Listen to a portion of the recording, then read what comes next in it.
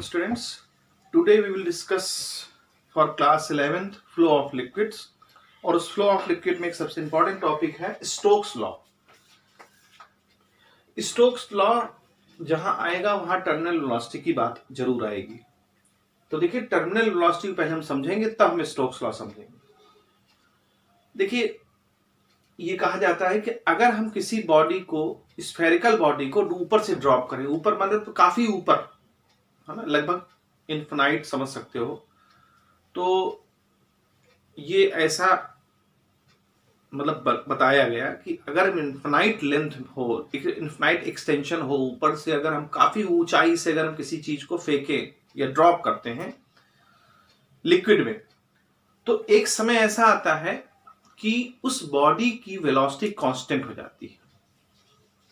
जैसे आपने देखा होगा पैराशूट है, तो पैराशूट जब ऊपर से गिरता है, जब पैराशूट ओपन नहीं होता है, तो जब बंदा ऊपर से गिरता है तो पैराशूट जब नहीं खुलता तब तो बहुत तेजी से नीचे आता है, लेकिन जैसे ही पैराशूट खुल जाता है वो धीरे धीरे धीरे धीरे कांस्टेंट वेलोसिटी से जमीन में आने लगता है। उसके पीछे रीजन देखिए क्या है। मान लें यहां पर लिक्विड भरा हुआ है पूरी जगह पर और ये इन्फिनाइट एक्सटेंशन है, काफी इसकी जो है ऊंचाई है, ठीक है, और यहां पर कोई बॉडी है जिसका रेडियस r है और इस बॉडी की वॉल्यूम v हम मान लेते हैं, वॉल्यूम इसका v है। अब इस बॉडी को हमने क्या किया, पानी में ड्रॉप किया। जैसे ही पानी में ड्रॉप करेंगे तो आप देखिए इसका वेट जो है कहां काम करेगा, नीचे की तरफ, बॉडी का वेट नीचे की तरफ काम करेगा और जो ये लिक्विड यहां भरा हुआ है आसपास का, वो लिक्विड इस पर ऊपर की तरफ फोर्स लगाएगा। क्यों? क्योंकि ये जब नीचे आएगा तो लिक्विड अपथ्रस्ट फोर्स इस पर लगाएगा और अपथ्रस्ट फोर्स जब इस पर लगेगा, क्योंकि वेट नीचे काम करेगा तो अपथ्रस्ट फोर्स ऊपर काम करेगा। हम जानते हैं आर्किमिडीज के प्रिंसिपल, जब किसी बॉडी को हम डुबोते हैं तो अपथ्रस्ट ऊपर काम करता है, तो बॉडी को ऊपर की तरफ अपथ्रस्ट ढकेलेगा और बॉडी नीचे आने की कोशिश करेगी।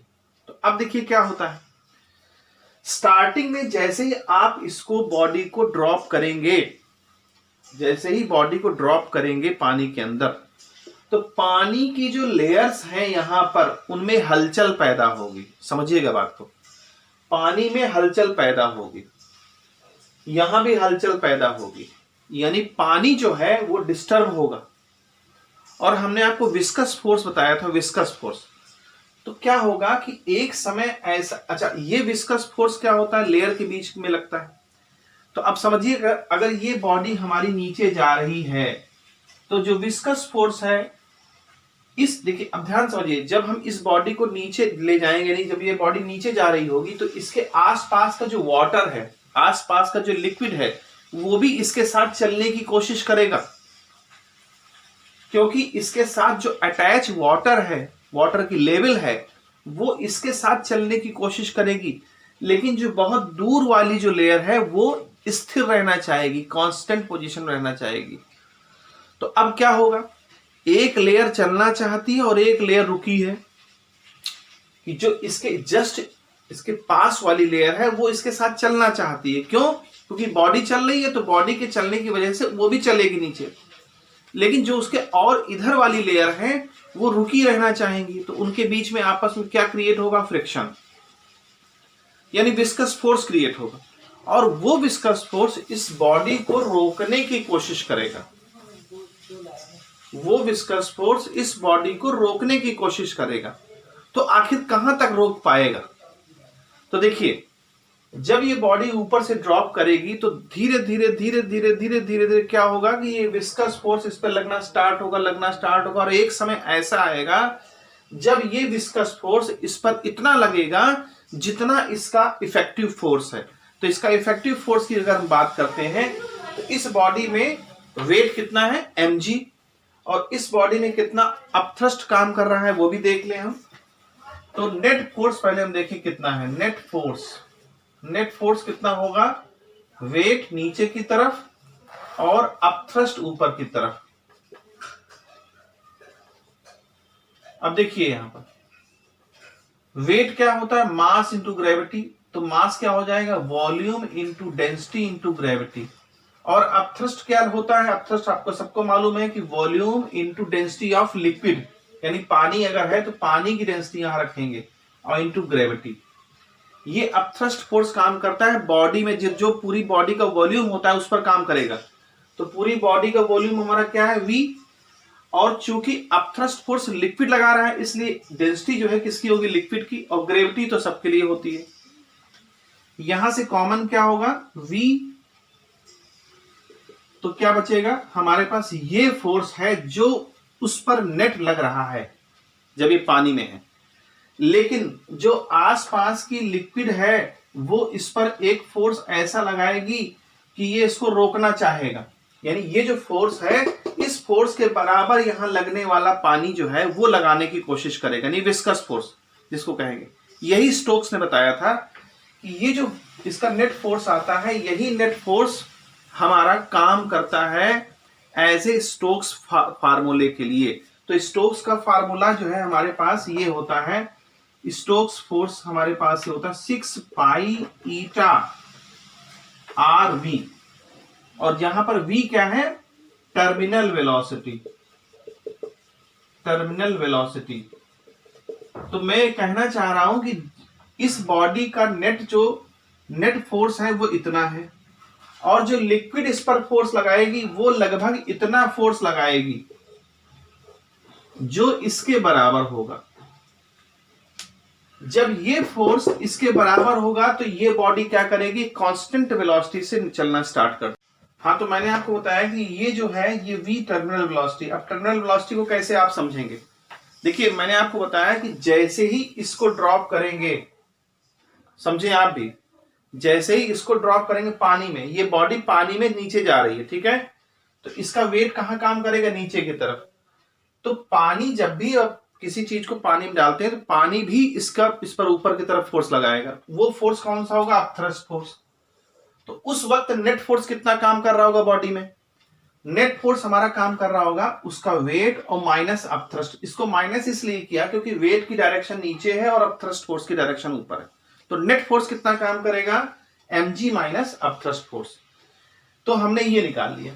अब ये फोर्स उस पर काम कर रहा है, लगातार काम कर रहा है, इतना कांस्टेंट फोर्स लगातार काम कर रहा है उस पर। तो अब तीसरा फोर्स कहां से पैदा होगा, तीसरा फोर्स पैदा होगा, ये लेयर इन पे लगाएंगी। जो पानी की लेयर्स हैं वो पानी की लेयर इतनी स्ट्रांग हो जाएंगी कुछ देर बाद, क्योंकि सारा पानी तो नीचे चलेगा नहीं। अब जो इसकी इमीडिएट वाला पानी है वो तो इसके साथ चलेगा साथ में, लेकिन जो इधर वाला वाटर है वो स्टिल रहना चाहेगा। अब समुद्र में आप डाल दें तो समुद्र तो बहुत लंबा है, तो सारा समुद्र का पानी थोड़ी नीचे जाने लग जाएगा। तो ये जो पानी है ये धीरे धीरे क्या करेगा, इसके फोर्स को रोकने की कोशिश करेगा, यानी इस फोर्स को वो रोकने की कोशिश करेगा। इतना फोर्स वो लगाएगा, वाटर के जो लिक्विड की जो लेयर्स हैं इतना फोर्स लगाएंगी कि वो इसके बराबर फोर्स लगा देंगी। और जब इसके बराबर फोर्स लगा देंगी तो नेट फोर्स वहां क्या हो जाएगा, 0, क्योंकि नेट फोर्स पहले से ये था और इतना उस पर और लगा दिया अपोजिट डायरेक्शन में। तो नेट देखिए ये माइनस होके आया है, इसका मतलब नेट फोर्स इस पर अभी भी नीचे की तरफ है, नेट फोर्स अभी भी नीचे की तरफ है इस पर, क्योंकि ये बड़ा है, इससे इसको माइनस करेंगे तो नेट फोर्स अभी भी नीचे है। इतना ही फोर्स अगर लेयर हमको लगाती है ऊपर की तरफ, इतना ही फोर्स अगर लेयर लगाती है ऊपर की तरफ, तो ये फोर्स और ये फोर्स आपस में इक्वल हो जाएगा। जैसे इक्वल होगा तो जो वेलोसिटी इसके अंदर आ चुकी होगी चलते चलते चलते चलते वो कांस्टेंट वेलोसिटी हो जाएगी। उसी वेलोसिटी से अब ये सारे टाइम, यानी जब तक इसकी गहराई जमीन पर छू नहीं जाती तब तक उतने ही वेलोसिटी से लगातार कांस्टेंट वेलोसिटी से चलता चला जाएगा। क्यों, क्योंकि अब ये वाला फोर्स और ये वाला फोर्स जो विस्कस फोर्स है वो बराबर हो गए। तो जब बराबर हो गए हैं तो जो वेलोसिटी इसके अंदर आ गई, क्योंकि भाई रूल क्या कहता है कि अगर फोर्स काम न कर रहे हो, यानी नेट फोर्स 0 हो, तो बॉडी जिस पोजीशन में होती है उसी में बनी रहती है। ये इनर्शिया का रूल है, न्यूटन का रूल है। तो जिस पोजीशन में एक बार आ गई, जितनी वेलोसिटी इसके अंदर आ गई, अब वो वेलोसिटी कांस्टेंट लगातार बनी ही रहेगी। इसीलिए उसको टर्मिनल वेलोसिटी कहते हैं। कांस्टेंट वेलोसिटी है टर्मिनल वेलोसिटी। और स्टोक्स ने ये डिराइव करके बताया है कि 6 पाई ईटा आर वी। तो अब इसको इसके बराबर कर दें तो क्या बनेगा, 6 पाई ईटा आर वी बराबर हो जाएगा वी, ये वी वॉल्यूम है और यहाँ वी वेलोसिटी है, दोनों में कंफ्यूजन नहीं होना चाहिए, ये वेलोसिटी है तो ये क्या बनेगा सिग्मा, सॉरी ये रो माइनस सिग्मा जी। अब वॉल्यूम को हम क्या लिख सकते हैं 4/3 पाई आर क्यूब, ये आर हमारा क्या है रेडियस है स्फीयर का, तो ये क्या बन जाएगा हमारा ऐसे बन जाएगा, यहां से कुछ कैंसिल भी होगा और क्या कैंसिल होगा आर की एक 6 पाई ईटा आर भी होगा, ये कैंसिल भी हो जाएगा तो यहां पर आर क्यूब लिखेंगे, हमने आर स्क्वायर लिखा है, आर क्यूब होगा तो एक आर की वैल्यू इससे कैंसिल होगी, पाई की वैल्यू कैंसिल हो जाएगी और 6 को हम डिवाइड कर दें तो बनेगा 2, 2 3 जा 6, 2 2 जा 4, तो अल्टीमेटली ये आंसर जो आ जाएगा वो आएगा R is equal to 2/9 eta rho minus sigma R square और अपॉन जी, ये फार्मूला हमारा लास्ट में आएगा। तो इसका मतलब क्या हुआ, इसका मतलब ये हुआ कि जो वेलोसिटी टर्मिनल वेलोसिटी है वो टर्मिनल वेलोसिटी किसके प्रोपोर्शन में होगी, रेडियस के प्रोपोर्शन में होगी। अगर रेडियस बढ़ेगी, अगर स्फीयर बढ़ेगा, साइज बढ़ेगा तो वेलोसिटी बढ़ेगी, और अगर रेडियस की साइज उसका रेडियस कम होगा तो वेलोसिटी हमारी कम होगी, क्योंकि ये तो सारी कांस्टेंट वैल्यू है, कोफिशिएंट ऑफ विस्कोसिटी कांस्टेंट है, ये कांस्टेंट है, ये कांस्टेंट, ये कांस्टेंट और नंबर भी कांस्टेंट है, तो v डायरेक्टली प्रोपोर्शन किसके हो जाएगा आर स्क्वायर को। तो इसमें फार्मूला, इस फार्मूले पे सवाल भी आता है, सवाल का फार्मूला अगर करना होगा v1/v2 is equal to r1/r2 का होल स्क्वायर, क्योंकि बाकी चीजें कांस्टेंट है। तो उम्मीद है समझ में आया होगा, और अगर कोई प्रॉब्लम है तो कमेंट सेक्शन में आप हमसे पूछ सकते हैं, और तब तक के लिए नेक्स्ट वीडियो के लिए वेट करिए। Okay bye students.